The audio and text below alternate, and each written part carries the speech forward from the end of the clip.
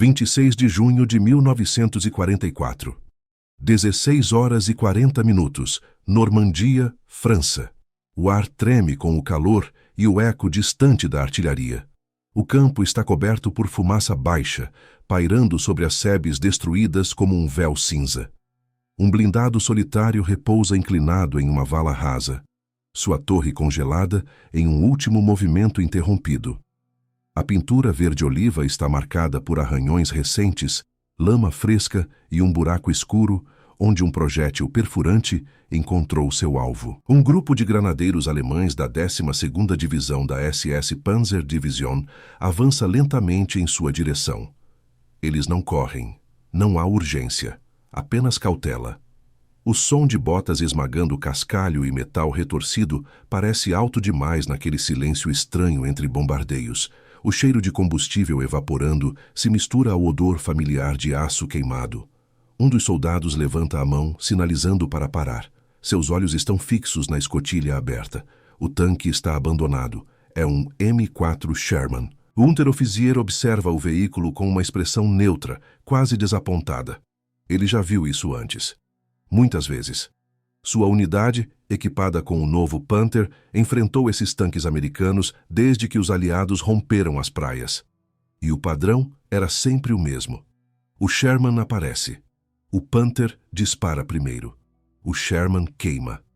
Ele se aproxima e coloca a mão sobre a blindagem frontal. Ainda está quente. O metal vibra fracamente, expandindo sob o calor residual do impacto. O buraco de entrada é limpo, preciso.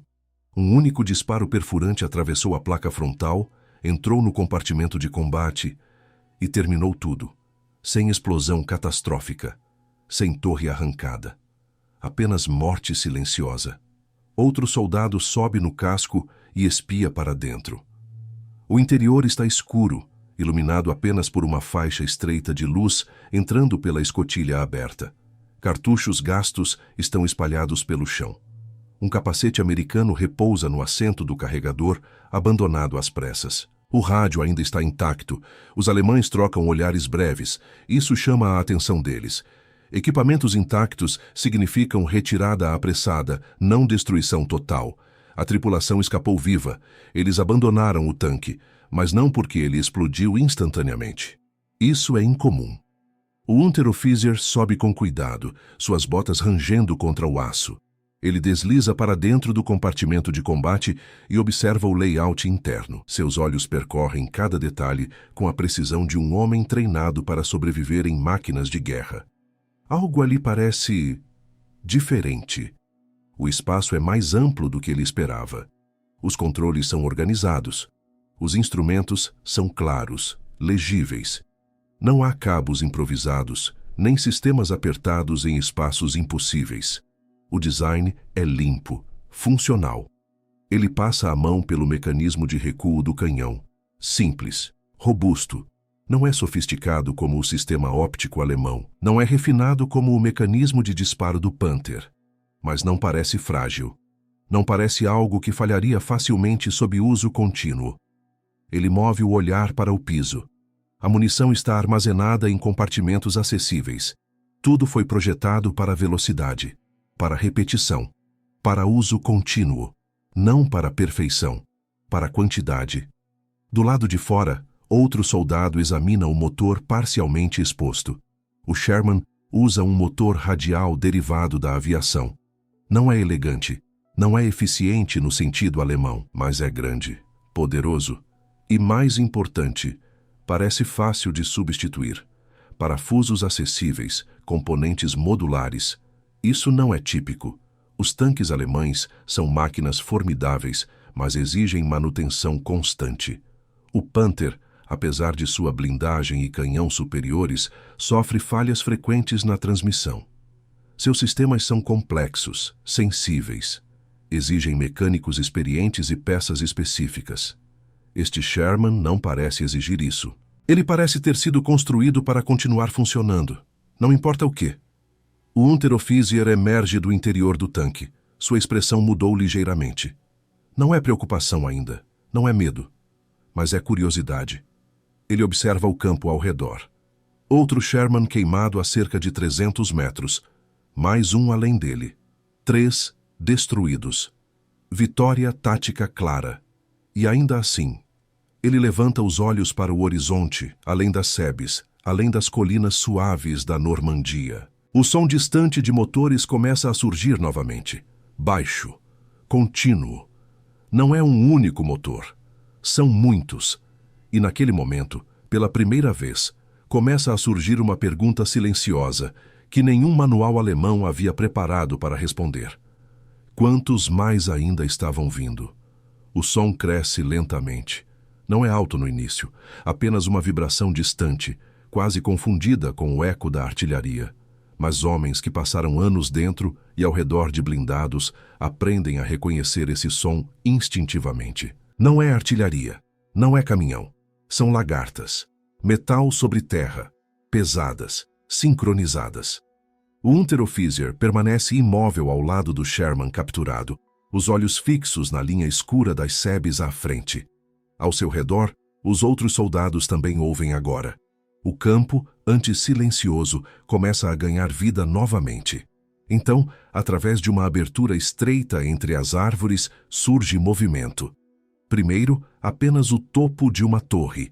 Depois, o cano longo e reto de um canhão de 75 mm. E então o casco inteiro emerge. Outro M4 Sherman. Ele avança lentamente, cauteloso, sua torre girando em pequenos movimentos calculados. Atrás dele, outro aparece. E outro. Não estão correndo. Não estão desorganizados. Estão avançando com confiança. Os alemães observam em silêncio, escondidos pela vegetação e pelos destroços. Eles não disparam. Ainda não. Não com seus Panthers fora de posição. Um dos granadeiros sussurra algo inaudível, seus olhos fixos na cena. Os Shermans continuam surgindo. 3, 4, 5. Eles se movem em formação, espaçados corretamente, cobrindo os ângulos uns dos outros. Cada torre observa um setor diferente. Cada movimento é coordenado. Não há hesitação. Um dos Shermans para brevemente ao lado de um blindado destruído. Sua torre gira. Observa. Confirma que não há ameaça imediata. Então continua avançando. Como se o tanque destruído não significasse nada. Como se fosse esperado. O Unteroffizier sente algo que ele ainda não consegue nomear completamente. Não é medo. Não ainda. É algo mais profundo. Desconforto. Porque ele sabe o que deveria estar acontecendo. Quando tanques encontram resistência pesada e sofrem perdas, eles param, recuam, reavaliam, esperam reforços. Mas esses tanques não estão recuando. Eles estão substituindo. Cada Sherman destruído parece simplesmente desaparecer do cálculo. A perda não interrompe o avanço. Ela é absorvida. Ao longe, o som de motores continua. Mais ainda estão vindo. Isso desafia a lógica operacional alemã. Cada Panther é valioso. Cada Tiger é insubstituível a curto prazo. Quando um é perdido, o vazio permanece. As unidades sentem isso imediatamente. O poder de combate diminui. As decisões mudam. Mas aqui parece não importar. Os Shermans continuam avançando como uma maré constante, preenchendo cada espaço vazio deixado pelos destruídos. O Unteroffizier observa atentamente os detalhes. Alguns dos tanques são novos. Pintura intacta, sem marcas de combate. Outros carregam cicatrizes, impactos superficiais, reparos visíveis. Mas todos continuam operacionais. Todos continuam avançando. Ele olha novamente para o Sherman capturado ao seu lado. O buraco limpo na blindagem frontal. A máquina silenciosa que falhou sob o impacto alemão. Uma vitória individual clara, mas o campo à frente conta uma história diferente. Porque destruir um Sherman não parece deter o inimigo, parece apenas atrasá-lo por minutos. O som de motores se intensifica novamente. Agora não são apenas os tanques, caminhões, meia-lagartas, veículos de apoio. Toda uma estrutura logística movendo-se com eles. Isso é algo que os alemães começam a perceber com crescente clareza. Esses tanques não operam isoladamente, eles fazem parte de algo maior, algo contínuo, algo que não para. Um dos Panthers alemães finalmente se posiciona atrás de uma elevação, seu canhão pronto. Sua silhueta baixa e letal contrasta com o perfil mais alto e angular dos Shermans. Tecnicamente, o Panther é superior. Seu canhão pode destruir um Sherman antes mesmo que o americano esteja dentro do alcance efetivo. Sua blindagem frontal é quase impenetrável para o canhão americano padrão. Em um duelo direto, o resultado é previsível. Mas isso não é um duelo, isso é algo diferente, porque o Panther é um predador. Mas os Shermans não estão lutando como presas. Eles estão lutando como algo maior. Algo que pode se dar ao luxo de perder. O primeiro disparo alemão rompe o ar. Um Sherman à frente é atingido. O projétil perfurante atravessa o casco. O tanque para abruptamente. Fumaça começa a escapar. Uma morte limpa, eficiente, exatamente como esperado. E ainda assim, os outros Shermans não recuam. Eles não entram em pânico. Eles continuam avançando, passam pelo tanque destruído, ignoram-no completamente, como se ele nunca tivesse existido. E naquele momento, observando aquela coluna interminável surgir do horizonte, o Unteroffizier começa a compreender algo profundamente inquietante. O problema não era o Sherman individual. O problema era quantos existiam. O segundo disparo do Panther atinge outro Sherman. A torre sacode. Fumaça negra sobe em espiral e, por um instante, o campo volta a cheirar a metal queimado. Tecnicamente, nada mudou. A superioridade alemã no confronto direto continua evidente. Mas os Shermans não param. Eles se dispersam, usam as SEBs como cobertura, coordenam fogo de supressão. Um deles avança enquanto o outro cobre. Não tentam vencer no duelo perfeito. Tentam saturar, flanquear, pressionar. E continuam surgindo. O Unteroffizier sente a mudança de perspectiva acontecer dentro dele. Não é imediata, mas é irreversível. Ele já viu formações soviéticas massivas no leste, já enfrentou T-34 em números desconfortáveis, mas aquilo era diferente. Aquilo era improviso brutal, ondas humanas e blindadas. Aqui há método, há logística, a reposição planejada. Cada Sherman destruído é rapidamente substituído por outro que ocupa exatamente o mesmo espaço na linha de avanço. Como se existisse um estoque invisível logo atrás do horizonte, pronto para preencher cada lacuna. Porque existe. Do outro lado do Atlântico, linhas de montagem funcionam dia e noite. A fábrica de Ford Motor Company, em Willow Run, produz bombardeiros em ritmo industrial quase mecânico. Empresas como General Motors e Chrysler Corporation converteram suas plantas para a produção de blindados. O Sherman não é uma obra-prima artesanal, ele é um produto, padronizado, repetível, substituível. Mais de 40.000 já foram produzidos. E a produção continua. Enquanto isso, cada Panther exige tempo, componentes especializados, mão de obra qualificada. Sua transmissão é complexa. Seu sistema de direção final é sensível.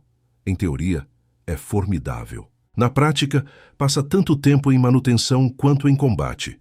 O Sherman, por outro lado, foi projetado para rodar, para quebrar e ser consertado rapidamente, para ser perdido e imediatamente substituído. No campo à frente, um terceiro Sherman é destruído. Desta vez, a tripulação escapa pelas escotilhas traseiras e corre para trás das linhas americanas. Minutos depois, outro tanque ocupa a posição deixada por ele. O padrão se repete. O Panther dispara novamente. Acerta. Mata. Mas cada disparo consome munição que não é facilmente reposta. Cada avanço exige combustível que a Alemanha já começa a racionar. Cada perda alemã será sentida por semanas. Os americanos parecem operar sob uma lógica diferente. Perder 3 tanques para avançar 100 metros é aceitável. Perder 5 para manter a pressão é aceitável, porque eles sabem que amanhã chegarão mais 10. Você quase consegue perceber o momento exato em que a equação mental do oficial alemão se altera. Ele deixa de contar vitórias individuais e começa a contar algo muito mais preocupante. Tempo. Quanto tempo podem sustentar esse ritmo? Quanto tempo até que o combustível falte? Quanto tempo até que as peças sobressalentes acabem? O avanço americano não é explosivo, não é elegante, não é taticamente brilhante. É constante, implacável. E constância, em guerra industrial, é mais letal que genialidade.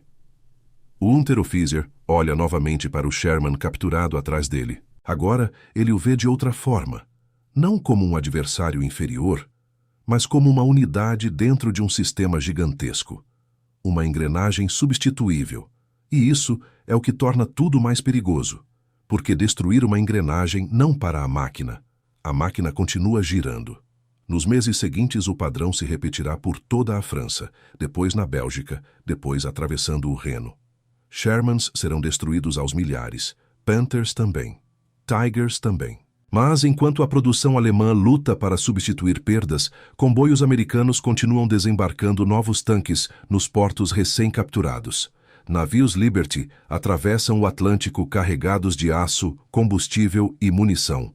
A guerra deixa de ser apenas uma disputa de blindagem e calibre. Torna-se uma disputa de capacidade. E nessa disputa, a Alemanha já está em desvantagem estrutural. No campo da Normandia, a batalha do dia finalmente desacelera ao cair da noite. Fumaça sobe em colunas finas. Carcaças de tanques marcam a paisagem como monumentos provisórios. O Panther alemão recua para reabastecer. Dos 6 Shermans que avançaram primeiro, 3 estão destruídos, mas outros já ocupam suas posições. O horizonte permanece ativo. Motores ainda ecoam ao longe. E ali, entre o cheiro de óleo e terra molhada, surge a compreensão final. Não importa quantos Shermans sejam destruídos em um único confronto. Importa quantos podem ser construídos amanhã. Os soldados alemães capturaram um tanque aparentemente inferior. Examinaram sua blindagem. Avaliaram seu canhão. Confirmaram sua vulnerabilidade. Mas o que eles realmente capturaram, sem perceber de imediato, foi um vislumbre da verdadeira arma americana. Não era o Sherman isolado. Era a capacidade de produzir milhares. E essa é uma força que nenhum projétil pode atravessar.